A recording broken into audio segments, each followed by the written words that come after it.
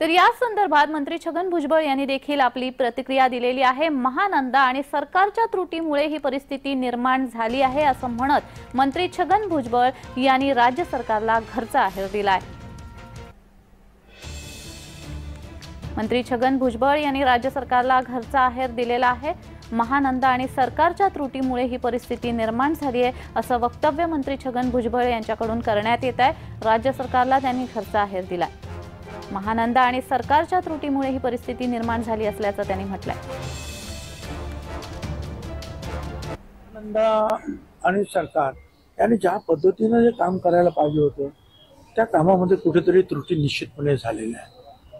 अमूलचं जे काम जे आहे ते एक वेगळ्या पद्धतीने फार पुढे गेलेलं आहे।